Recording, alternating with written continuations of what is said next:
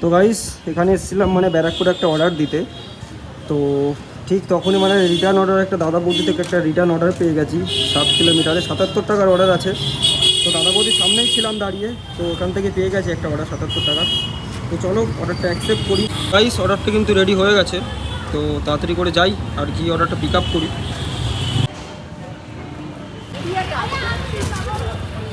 Guys অর্ডারটা এখন pick up করে বেরিয়ে পড়েছি, আর অর্ডারটা কিন্তু নিয়ে যেতে হবে গারুলিয়াতে।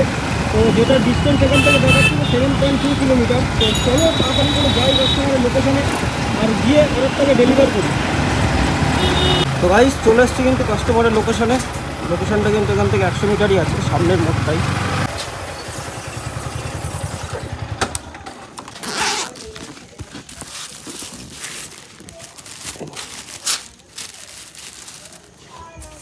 তো গাইস অর্ডারটা কিন্তু কাস্টমারকে ডেলিভার করে দিয়েছি, আর দেখি কত দেয় এটাতে টোটাল।